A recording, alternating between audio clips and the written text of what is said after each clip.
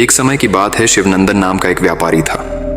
पहले उसकी गिनती शहर के अमीर व्यापारियों में होती थी, लेकिन अब वह बस नाम का सेठ रह गया था। उसका कारोबार बंद होने के कगार पर था और उस पर बहुत कर्ज था। उसका यह हाल उसके व्यवहार के कारण हुआ था। शिवनंदन का स्वभाव बहुत शांत और सरल था। वह आसानी से लोगों पर विश्वास कर लेता था। उसकी इसी सरलता का लोग फायदा उठाकर उसे धोखा दे जाते थे। कुछ चतुर दोस्तों और रिश्तेदारों ने उसे झूठे सपने दिखाकर ऐसे व्यापार में धकेला जिसमें उसे घाटा ही हुआ। शिवनंदन इन बातों को समझ नहीं सका और धीरे धीरे कर्ज में डूब गया। जब तक उसे अपनी गलतियों का एहसास हुआ, तब तक बहुत देर हो चुकी थी। अब वह पूरे दिन अपनी हालत और धोखे के बारे में सोचता रहता था। उसकी पत्नी से उसकी अक्सर बहस होती थी और कर्ज मांगने वाले उसके दरवाजे पर रोज दस्तक देते थे। एक दिन वह अपनी हालत से परेशान होकर आत्महत्या करने के इरादे से एक पहाड़ी की ओर चल पड़ा।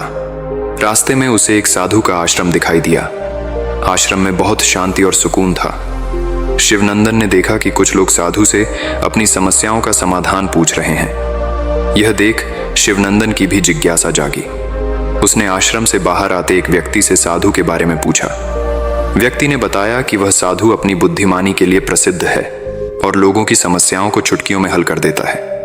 साधु मानव स्वभाव का गहरा अध्ययन कर चुके थे और उन्हें चतुर संत कहा जाता था। शिवनंदन ने अपनी समस्या के समाधान के लिए साधु से मिलने का फैसला किया और साधु के पास जाकर अपनी पूरी कहानी सुनाई। साधु ने शिवनंदन की बात ध्यान से सुनी और कहा, इंसान को इतना सरल नहीं होना चाहिए कि हर किसी पर विश्वास कर ले।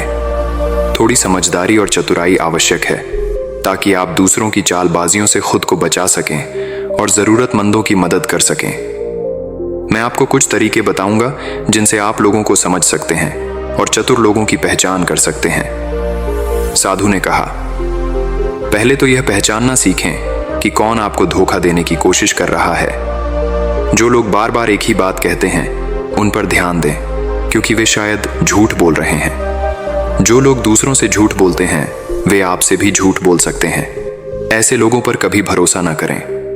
दूसरी बात, अगर कोई व्यक्ति खुद को सबसे अच्छा और ज्ञानी मानता है तो सावधान रहें। जो लोग मानते हैं कि वे सब कुछ जानते हैं, वे अक्सर मूर्ख साबित होते हैं। विनम्र और सीखने के लिए तैयार रहना सफलता की कुंजी है। तीसरी बात, अपने धन की सही देखभाल करें। बिना सोचे समझे पैसे खर्च न करें। यदि आप किसी के साथ व्यापार करते हैं तो सुनिश्चित करें कि आपको उसके बदले में वह मिल रहा है जो आप चाहते हैं। चौथी बात, किसी के मन को बदलना आसान नहीं होता। केवल उन लोगों के साथ संबंध बनाएं जो आपको पसंद करते हैं और आपका सम्मान करते हैं। अब मैं आपको चतुर लोगों के कुछ तरीके बताऊंगा जिनसे वे दूसरों को मूर्ख बनाते हैं। वे अपनी असली मंशा छुपाते हैं और आपको अधूरी जानकारी देते हैं। वे आपके भावनाओं से खेलते हैं और दिखावा करते हैं कि वे आपसे बेहतर दोस्त नहीं हो सकते। ऐसे लोगों से सावधान रहें। एक चतुर व्यक्ति आपकी तारीफ करके आपको अपने हिसाब से नियंत्रित करने की कोशिश करेगा। वह आपको यह विश्वास दिलाएगा कि उसके बिना आप कुछ नहीं कर सकते, लेकिन आपको अपनी शक्ति और समझदारी पर विश्वास होना चाहिए। अंत में जब आप जान जाएंगे कि कैसे चतुर लोग दूसरों को धोखा देते हैं, तो आप उनसे बच सकते हैं और अपनी स्थिति सुधार सकते हैं। साधु की बातें सुनकर शिवनंदन को अपनी गलतियों का एहसास हुआ और उसने साधु को धन्यवाद दिया। वह अपने घर लौट आया और अपनी स्थिति सुधारने के लिए नई शुरुआत करने का संकल्प लिया। धीरे धीरे उसने समझदारी से अपने व्यापार को फिर से खड़ा किया और अपने सरल स्वभाव को संतुलित कर सफल हो गया। शिवनंदन ने साधु की सीख के बाद अपनी जीवन शैली में कई बदलाव किए। उसने अपने पुराने अनुभवों से सीखा कि किसी भी व्यापार में आंख बंद करके विश्वास नहीं करना चाहिए और हर निर्णय को सोच समझ कर लेना चाहिए। उसने अपनी बची खुची संपत्ति को समझदारी से निवेश किया और एक नए व्यापार की शुरुआत की। शिवनंदन ने पहले जिन लोगों के साथ व्यापार किया था, उनसे दूरी बनाए रखी और अपने लिए एक नए और भरोसेमंद लोगों का नेटवर्क तैयार किया। वह अब पहले से अधिक सतर्क रहने लगा था और अपने व्यापारिक निर्णयों में दूसरों की राय भी लेता, लेकिन अंतिम निर्णय खुद ही करता था। उसकी पत्नी ने भी उसका समर्थन किया और दोनों ने मिलकर अपने परिवार को फिर से खुशहाल बनाने की दिशा में काम किया। धीरे धीरे शिवनंदन ने अपने कर्ज को चुकाना शुरू किया और अपने व्यापार को बढ़ाने के लिए नए नए तरीके अपनाए। उसने उन लोगों की भी मदद की जो वास्तव में जरूरतमंद थे और जिन्हें उसकी सहायता की आवश्यकता थी।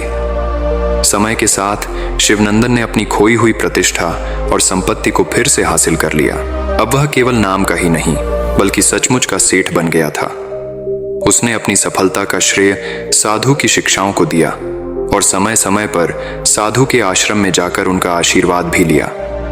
शिवनंदन ने यह भी सीखा कि जीवन में सबसे बड़ी पूंजी विश्वास और सतर्कता होती है। उसने अपने बच्चों को भी यही सिखाया कि किसी भी कार्य को सफलतापूर्वक करने के लिए मेहनत, धैर्य और विवेक की जरूरत होती है। इस तरह शिवनंदन ने अपने जीवन की मुश्किलों को पार कर लिया और एक सफल व्यापारी और जिम्मेदार व्यक्ति के रूप में समाज में अपनी जगह बनाई। उसकी कहानी लोगों के लिए प्रेरणा बन गई कि किस तरह कठिनाइयों से निकलकर अपनी स्थिति को सुधारा जा सकता है यदि मन में सच्चे इरादे और सही मार्गदर्शन हो। समय बीतता गया और शिवनंदन ने अपनी सफलता के साथ साथ अपने व्यक्तित्व को भी निखारा। वह अब दूसरों के लिए एक मिसाल बन चुका था और लोग उसकी ईमानदारी और समझदारी की सराहना करते थे। जीवन में आने वाली हर चुनौती को उसने धैर्य और विवेक से पार किया और एक नई दिशा में अपने जीवन को सफलतापूर्वक आगे बढ़ाया। इस कहानी से हमें कई महत्वपूर्ण सीखें मिलती हैं। पहली सीख, समझदारी और सतर्कता। जीवन में सफल होने के लिए यह जरूरी है कि हम सतर्क और समझदार रहें। किसी पर भी आंख बंद करके विश्वास करने से बचना चाहिए और हर निर्णय को सोच समझ कर लेना चाहिए। दूसरी सीख, स्वयं पर विश्वास रखें। खुद पर और अपनी क्षमताओं पर विश्वास करना अत्यंत महत्वपूर्ण है। यदि हम अपनी क्षमताओं को पहचानते हैं और उन पर विश्वास रखते हैं तो हम कठिनाइयों को पार कर सकते हैं। तीसरी सीख, सीखना और सुधारना। जीवन में गलतियों से सीखकर सुधार करना आवश्यक है। गलती होने पर निराश होने के बजाय उससे सबक लेकर आगे बढ़ना चाहिए। चौथी सीख, समय प्रबंधन। मुश्किल समय में धैर्य रखना और सही समय पर सही निर्णय लेना सफलता की कुंजी है। अपनी प्राथमिकताओं को समझकर समय का सही उपयोग करना चाहिए। पांचवी सीख, सच्ची मित्रता और रिश्ते। सच्चे मित्र और अच्छे रिश्ते जीवन की कठिनाइयों में हमारी सहायता करते हैं। हमें अपने आसपास के लोगों को पहचानना चाहिए और उनके साथ अच्छे संबंध बनाने चाहिए। छठी सीख, विनम्रता और दया। विनम्र और दयालु होना हमारे व्यक्तित्व को निखारता है और हमें लोगों का सम्मान दिलाता है। दूसरों की मदद करना और उन्हें प्रेरित करना हमें स्वयं को भी मजबूत बनाता है। सातवीं सीख, साधनों का सही उपयोग। अपनी मेहनत की कमाई को समझदारी से निवेश करना और धन का सही उपयोग करना बेहद जरूरी है। बिना सोचे समझे पैसे खर्च करने से समस्याएं बढ़ सकती हैं। यह कहानी हमें यह समझाती है कि जीवन में आने वाली मुश्किलों को धैर्य, समझदारी और मेहनत से पार किया जा सकता है। सही मार्गदर्शन और सकारात्मक दृष्टिकोण के साथ हम अपने लक्ष्यों को हासिल कर सकते हैं। दोस्तों, उम्मीद है कि आपको इस कहानी से एक अच्छी सीख मिली होगी। यह कहानी आपको कैसी लगी? हमें कमेंट बॉक्स में कमेंट करके जरूर बताएं और साथ ही इस कहानी को अपने दोस्तों के साथ जरूर शेयर करें ताकि उन्हें भी इस कहानी से कुछ सीखने को मिल सके।